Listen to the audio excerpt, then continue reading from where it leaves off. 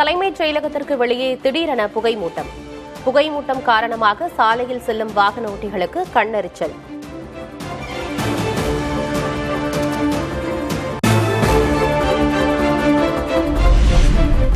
வெயில் காரணமாக துறைமுக வளாகத்தில் இருந்த சல்பர் ரசாயனத்திலிருந்து வாயு வெளியேறியதால் புகை.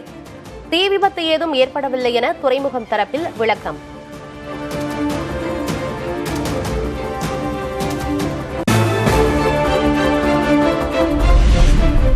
வாயு கசிவு குறித்து துறைமுக பகுதியில் மாசு கட்டுப்பாட்டு வாரிய அதிகாரிகள் நேரில் ஆய்வு. தவறு நடந்திருந்தால் உரிய நடவடிக்கை எடுக்கப்படும் என உறுதி.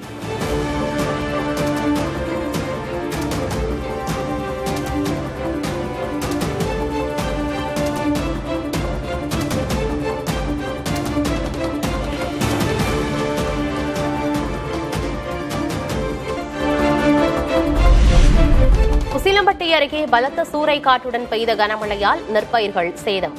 அதிகாரிகள் ஆய்வு செய்து நிவாரணம் வழங்க விவசாயிகள் கோரிக்கை.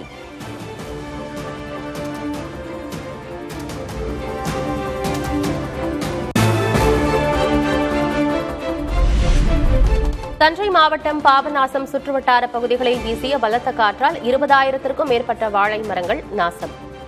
அறுவடைக்கு தயாராக இருந்த வாழைகள் சேதமானதால் கவலையில் விவசாயிகள்.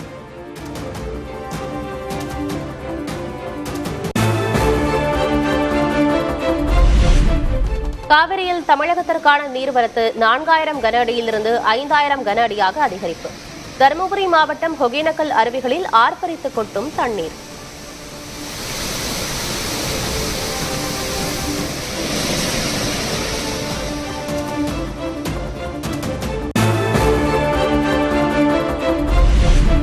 மேட்டூர் அணைக்கான நீர்வரத்து 2369 கன அடியிலிருந்து 4312 கன அடியாக அதிகரிப்பு.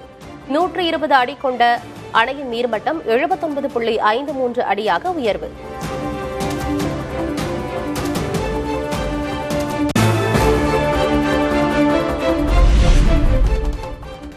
குடிநீர் மற்றும் பாசனத்துக்காக பாபநாசம் அணையிலிருந்து பாயும் தண்ணீர். நீரிருப்பு குறைவாக இருப்பதால் தண்ணீரை சிக்கனமாக பயன்படுத்த ஆட்சியர் வேண்டுகோள்.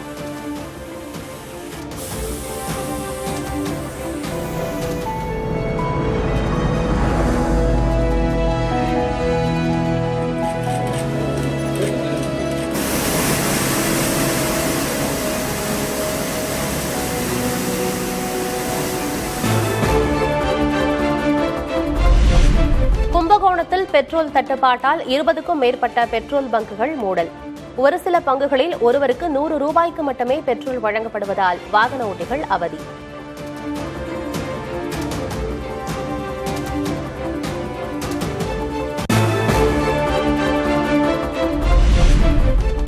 தமிழகத்தில் உள்ள தனியார் பள்ளிகளில் கல்வி கட்டணத்தை தகவல் பலகையில் காட்சிப்படுத்த வேண்டும். மாணவர்கள் மற்றும் பெற்றோர்கள் தெரிந்து கொள்ளும் வகையில் கல்வி கட்டணத்தை காட்சிப்படுத்த தனியார் பள்ளிகள் இயக்குநர் ஆணை.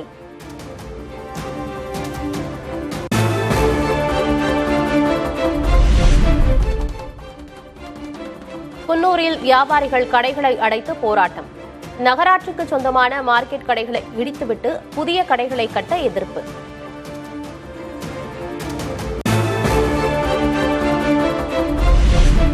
கோவை இஎஸ்ஐ மருத்துவமனையில் தூய்மை பணியாளர்கள் பணிப்புறக்கணிப்பு போராட்டம். முறையான ஊதியத்தை வழங்க வலியுறுத்தல்.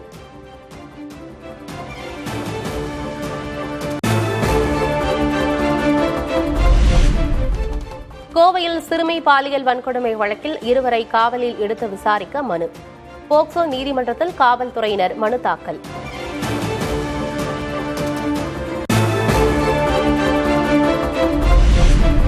திருவண்ணாமலை கிரிவல பாதையில் இளம் பெண்ணுக்கு பாலியல் தொல்லை. நகையை பறித்து பெண்ணுக்கு பாலியல் தொல்லை கொடுத்தவரை கைது செய்தது காவல்துறை.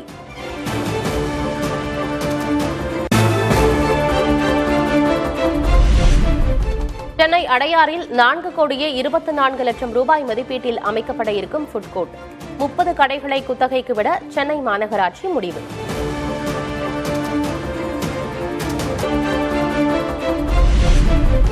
சிபிஎஸ்இ மாணவர்களுக்கான மதிப்பெண் சரிபார்ப்பு மறு மதிப்பீட்டுக்கு ஆதார் கட்டாயம். பாதுகாப்பு காரணங்களுக்காக ஆதார் சரிபார்ப்பு முறை சேர்ப்பு.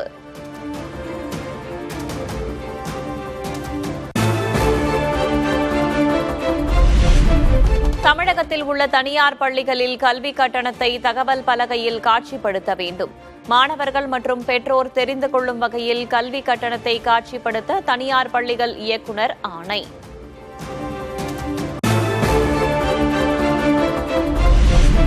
பருவமழை காலத்தில் தடையற்ற மின்சாரம் வழங்கும் வகையில் கூடுதல் பணியாளர்களை ஒப்பந்த அடிப்படையில் நியமிக்க உத்தரவு.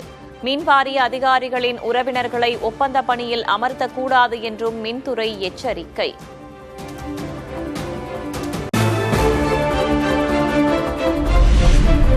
தங்கத்தின் விலை நேற்று 1040 ரூபாய் குறைந்த நிலையில் இன்று மாற்றமில்லை. சென்னையில் ஆபரண தங்கம் ஒரு சவரன் 1,16,000 ரூபாய்க்கு விற்பனை.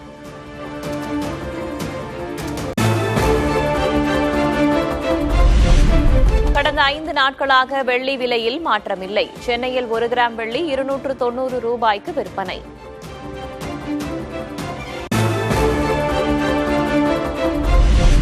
கோடை காலத்தில் வீட்டில் இருந்தாலும் அடிக்கடி தண்ணீர் குடிக்க வேண்டும். தண்ணீர் அருந்தாவிட்டால் மாரடைப்பு, பக்கவாதம் ஏற்படும் என மருத்துவர்கள் எச்சரிக்கை.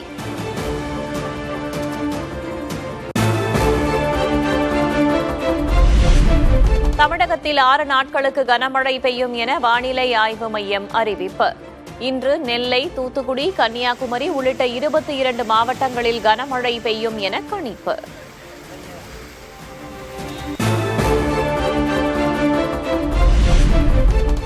திருவள்ளூர், திருவண்ணாமலை, தேனி உள்ளிட்ட பகுதிகளில் கனமழை. ஆம்பூரில் வீசிய சூறைக்காற்றில் மரம் முறிந்து விழுந்ததால் சென்னை பெங்களூரு தேசிய நெடுஞ்சாலையில் போக்குவரத்து பாதிப்பு.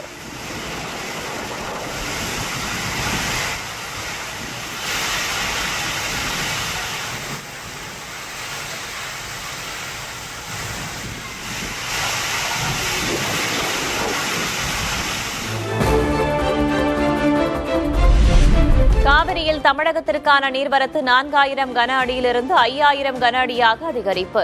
தருமபுரி மாவட்டம் ஒகேனக்கல் அருவிகளில் ஆர்ப்பரித்து கொட்டும் தண்ணீர்.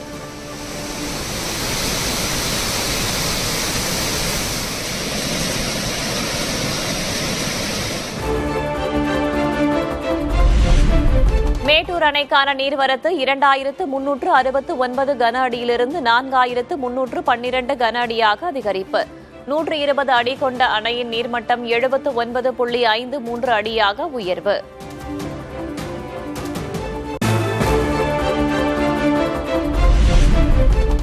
குடிநீர் மற்றும் பாசனத்திற்காக பாபநாசம் அணையிலிருந்து பாயும் தண்ணீர். நீர் இருப்பு குறைவாக இருப்பதால் தண்ணீரை சிக்கனமாக பயன்படுத்த ஆட்சியர் வேண்டுகோள்.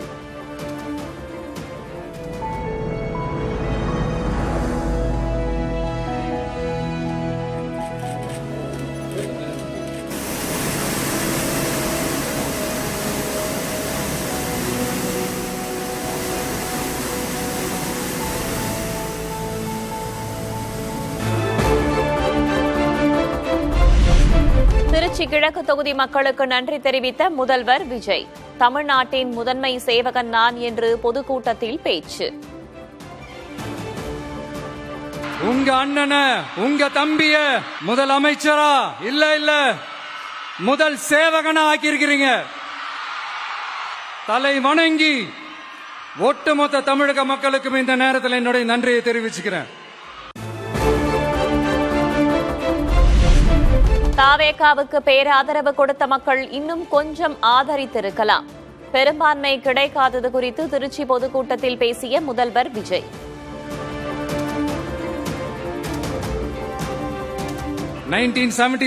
நீங்க போடாத ஓட்ட 2026 நீங்க போட்டிருக்கிறீங்க. என்ன ஒண்ணு, இன்னும் கொஞ்சம் அதிகமா ஆதரிச்சிருந்தீங்கன்னா கொஞ்சம் நல்லா இருந்திருக்கும்.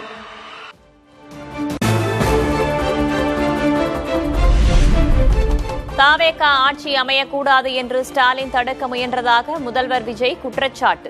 திமுகவும் அதிமுகவும் சேர்ந்து கொள்ளையடிக்க சதி நடத்தியதாகவும் சாடல். இந்த தீய சக்தியும்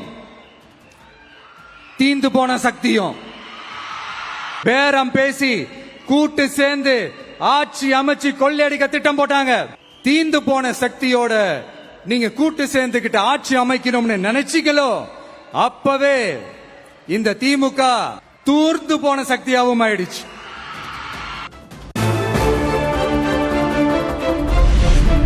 அதிமுகவை தீர்ந்து போன சக்தி என்று விமர்சித்த முதல்வர் விஜய்.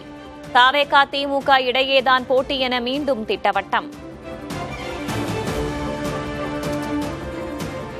இப்பவும் சொல்றேன், அரசியல் ரீதியா சொல்றேன், ரெண்டு பேருக்கு நடுவுல தான் போட்டியே.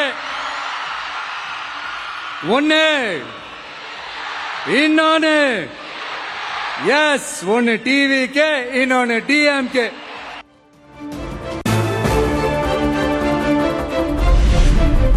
முந்தைய ஆட்சிகளால் தான் தமிழ்நாட்டில் போதைப் பொருள் புழக்கமும் குற்றங்களும் அதிகரித்ததாக முதல்வர் விஜய் பேச்சு. எல்லாவற்றையும் செய்துவிட்டு தன் மீது பழி போடுவதாகவும் விஜய் குற்றச்சாட்டு.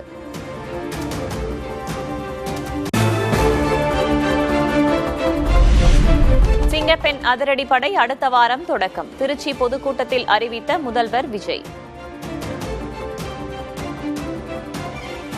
பெண்கள் பாதுகாப்பான அந்த சிங்கப்பெண் காவல் படை நெக்ஸ்ட் வீக் அதை இனாகரேட் பண்ண போறோம். தப்பு செஞ்சவங்களுக்கான தண்டனை, அதுக்கான சார்ஜ் ஷீட் எல்லாமே ரொம்ப ஃபாஸ்டா, ரொம்ப ஸ்பீடா செய்யறதுக்கான அந்த வேலையை செய்ய சொல்லி இருக்கிறோம்.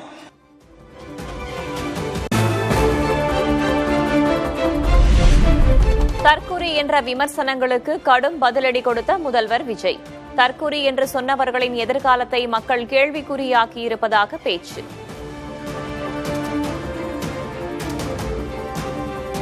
நம்ம மக்களை தற்குறின்றது இன்னமும் சொல்லிட்டு இருக்கிறாங்க. நீங்க தற்குறின்னு சொன்னீங்களே, அவங்க தான் உங்களோட அரசியல் வாழ்க்கையே ஒரு கேள்விக்குறி ஆக்கி இருக்கிறாங்க. கேள்விக்குறி ஆக்கிட்டாங்க, இன்னமும் ஆக்க போறாங்க.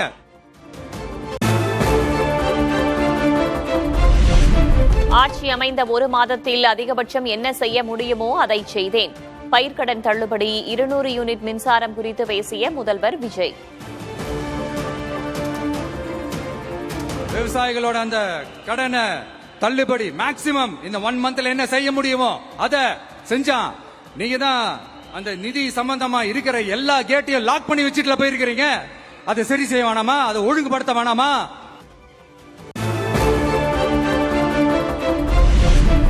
திருச்சியில் சாலை வலம் சென்ற முதல்வர் விஜய். வழிநெடுகிலும் உற்சாக வரவேற்பளித்த தொண்டர்கள்.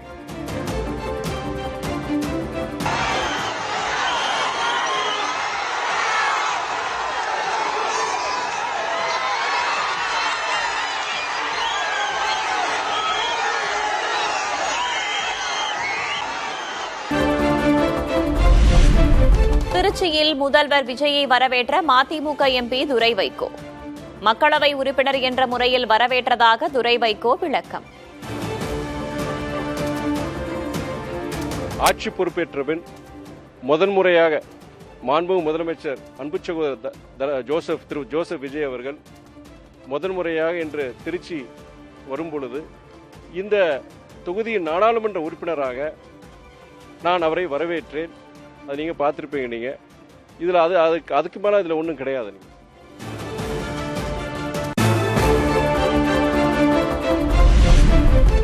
துரதிருஷ்டவசமாக உதயசூரியன் சின்னத்தில் போட்டியிட்டதால் தாவேகா அரசுக்கு ஆதரவு தெரிவிக்க முடியவில்லை. மதிமுக முதன்மை செயலர் துரை வைகோ பேட்டி. நாங்க எங்களுடைய சட்டமன்ற உறுப்பினர்கள் துரதிருஷ்டவசமாக திராவிட முன்னேற்ற கழக சின்னத்தில் நாங்கள் போட்டியிட்டோம். இன்னைக்கு நாங்க அப்படி ஆதரவு கொடுக்கக்கூடிய அந்த சூழ்நிலை எங்களுக்கு கிடையாது.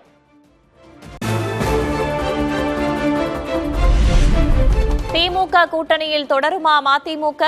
27ஆம் தேதி பொதுக்குழுவில் முடிவெடுக்கப்படும் என துரை வைகோ அறிவிப்பு. நாங்கள் இந்த மாசம் 27ஆம் தேதி எங்களுடைய இயக்கத்தினுடைய பொதுக்குழு நாங்கள் கூட்டியிருக்கிறோம். கட்சி நிர்வாகிகளுடைய மனநிலைமை எப்படி இருக்கு, கட்சி தொண்டர்களுடைய மனநிலைமை எப்படி இருக்கு, இந்த கூட்டணியில் நாங்கள் தொடர வேண்டுமா என்கிற அந்த கேள்வி அந்த பொதுக்குழுவில் வைக்கும் பொழுது அந்த நிர்வாகிகளுடைய மனநிலைப்படி முடிவு எடுக்கப்படும் சொல்ல முடியும்.